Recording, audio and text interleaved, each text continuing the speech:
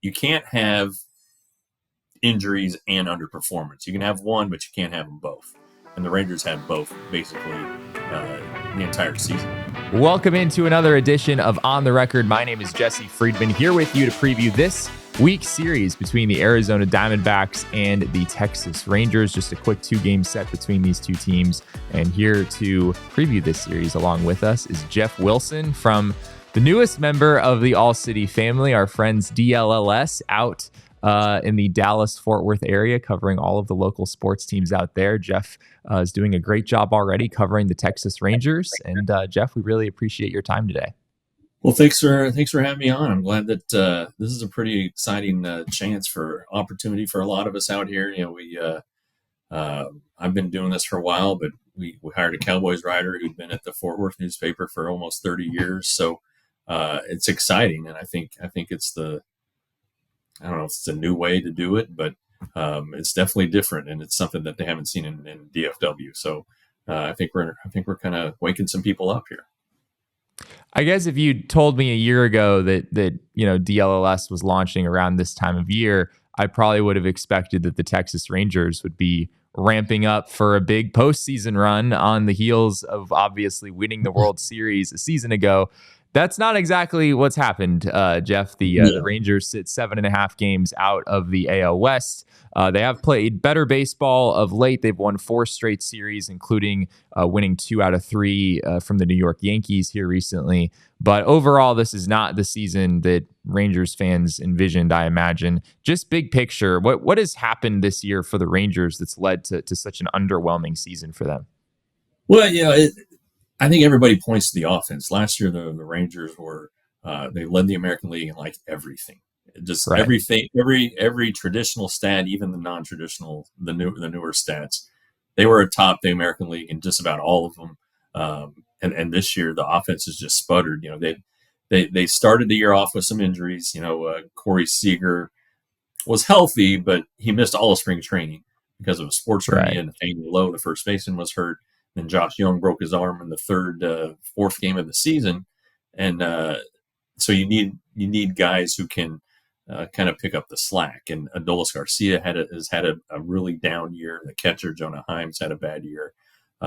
Marcus Semien hasn't really had a very good year. So when you just you can't have injuries and underperformance. You can have one, but you can't have them both. And the Rangers had both basically the entire season. I mean, even now, when this good stretch that they're on, you're just not seeing consistent run production like you're used to seeing from Texas Rangers teams. I mean, this is the team that had Juan Gonzalez and Rafael Palmeiro and Pudge Rodriguez in the 90s, and Josh Hamilton and Adrian Beltre in the same lineup for a couple of years in the 2000s. So it's really hard to envision that this was going to happen. So that's kind of where they are. The pitching held out pretty well until August and went through about a 3-week stretch there where they went down the drain, and here you are 7.5 back. This series in particular is especially fun given that this is a World Series rematch between the Diamondbacks and the Rangers. Of course, we already had kind of the first iteration of that back in Texas a few months ago. Very heavily swayed the Rangers' direction with a quick 2-game sweep there. But this is especially fun because we get the exact same pitching matchup as where the World Series left off. We get Nathan Eovaldi against Zach Gallen in the first game of this series. We get Merrill Kelly against Cody Bradford in game 2. Dbacks fans are pretty familiar with Eovaldi, I guess, at this point, given the 2 games that he pitched in the World Series. But I am curious about Bradford, someone that Diamondbacks haven't seen, at least not this year. I don't think they've ever seen him. And he's had a pretty good season, by at least based on the numbers.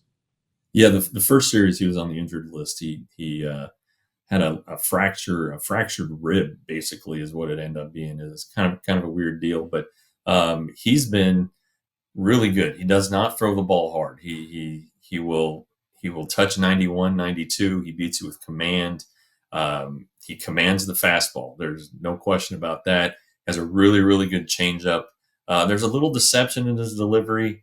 There's got to be something, because you look at it, and I'm sure that hitters just go back to the dugout and are like, how did this guy just get me out? In the day and age of 98 and and crazy stuff and all of that. Cody Bradford just goes about his business, and it's a throwback. I mean, I'd say Dallas Keuchel is a comp, not physically because they're completely different physically, and I guess Keuchel relied more on a sinker than Cody does, but Sure. it's just throwing strikes and commanding pitches, and he's done that really really well this year. I think he's gonna be in the rotation. I mean, the two guys who love him the most are Mike Maddox and Bruce Bochy, and if you've got those guys in your corner, you're in pretty good shape. So don't be looking at the radar gun because it's not going to be very impressive. But he's been really good at getting outs, and hey, you got to get outs to win games. Well, speaking of the radar gun, I think I saw that Jacob DeGrom has been sort of ramping up, as well as Max Scherzer. Dbacks are, I guess, lucky in a sense, maybe, that they're not seeing either of those guys in this series. But do you expect to see Jacob DeGrom and Max Scherzer pitch at least a little bit for the Rangers here toward the end of the season?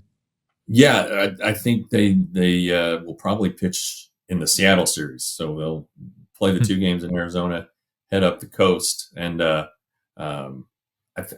Scherzer has been off and on this year. It's like he's been healthy, and then he has this nerve issue, and he gets to a point where it's like really, really close, and then he has to take it off. But he dominated the other night in Las Vegas. DeGrom's been fantastic on rehab assignment. Triple digits. He's hit 100. Like these double A hitters have no chance to hit a slider. It's ridiculous. I saw his first rehab start, and the first 2 guys got hits on fastballs and scored a run, and I think it pissed him off because he just started going heavy slider, and they had no chance.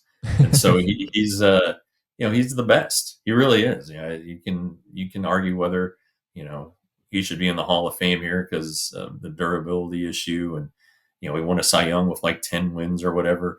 But he's great. The 100-mile-per-hour fastball, the slider tunneling right off of it. It's a combination that's just really special, and you hope he's healthy. The Rangers have 3 more years of him, and I hope he's healthy because I want to watch this guy. He only made 6 starts last year, and he left a couple of those early. So hopefully he's healthy. But yeah, he'll pitch this year.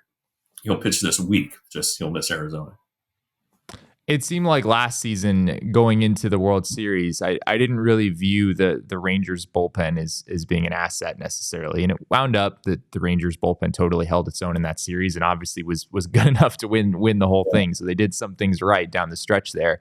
But this season, the back end has a pretty different look, but it's been really good from what I can tell. David Robertson coming in at age 39 has a 2.13 ERA, sort of functioning as the setup guy from what I can tell. And then Kirby Yates on the back end, 37 years old, has a 1.29 ERA, 29 for 30 in save opportunities this year.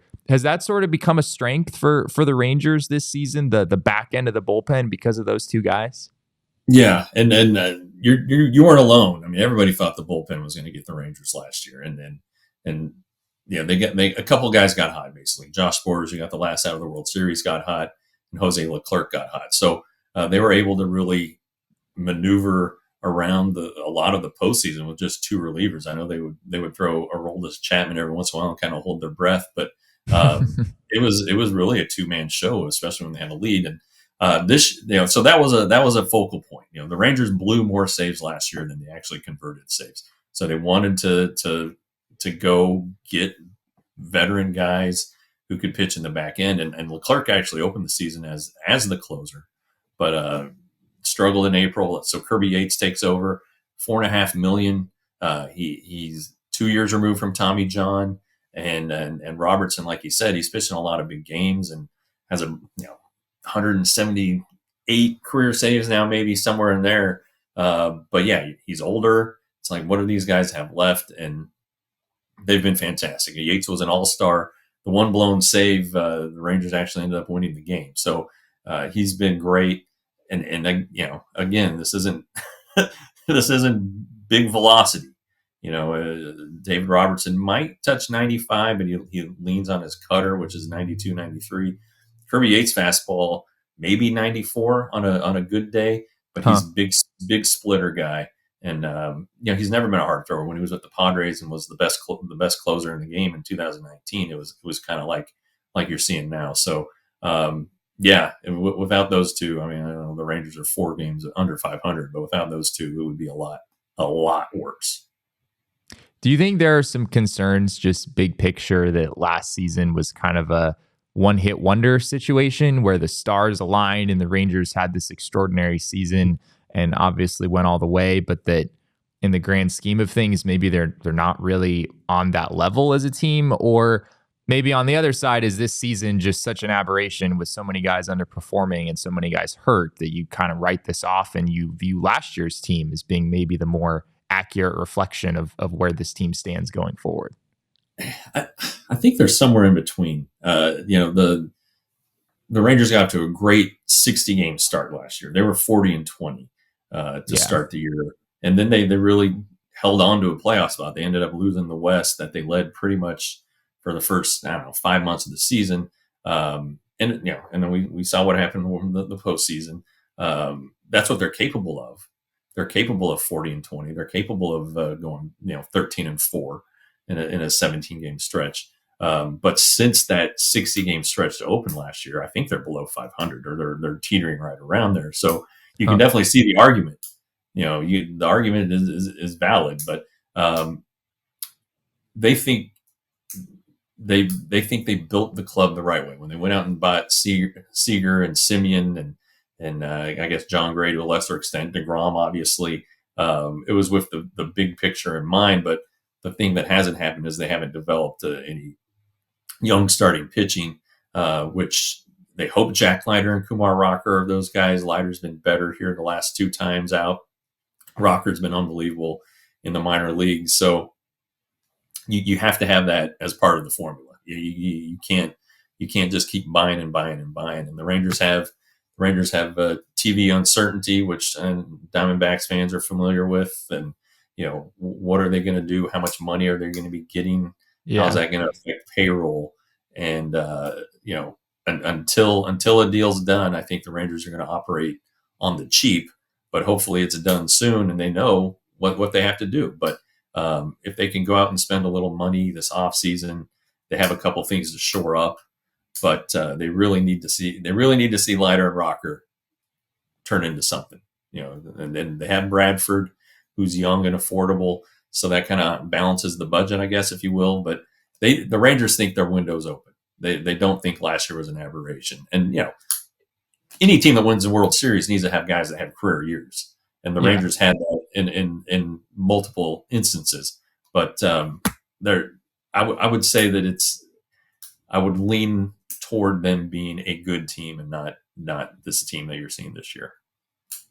Speaking of guys who had career years, I guess, last year, Jordan Montgomery was pretty darn good for the Texas Rangers down the stretch. And obviously he's come over to the Diamondbacks and has not been that guy this year. The Dbacks surprised a whole lot of people by signing him right before the season began. And he's obviously struggled to such a degree that he's now no longer in the Diamondbacks rotation at all. I'm just curious your perspective, Jeff, on what was your reaction when the Diamondbacks first made that signing? And what's your reaction now, just seeing the kind of bizarre way that this deal has unfolded? Yeah, let's say the Boris Four, those guys that were hung out to dry and didn't sign. Blake Snell started off terribly, right? And now he's Blake Snell. I don't know if Bellinger's having a good year. I didn't think he was a great player to begin with. I didn't think he was. I think he was shooting for the moon. Matt Chapman's done okay, but it took a little while to get going. And so you're left with Jordan. And he was. We didn't get to know him a lot, because he came over at the trade deadline. But what we saw a competitive guy who attacked hitters, threw strikes, all that stuff. I just wonder how. Obviously, he wasn't happy. He fired Scott Boras right away. That didn't take long. And then you wonder, did these guys, as much as they say they threw while they were waiting to get signed and all this stuff, there's just no replacing being in a spring training and facing hitters and going through the process. And so he goes to AAA. What do you make? 2 starts. it just seems like it was all rushed. And I think for starting pitchers, it takes time, especially a guy like Jordan who doesn't throw hard, needs to have his best command. And and he, how does a deal like that affect him? 25 million dollars. I mean, wow, that was 150% more than he made last year.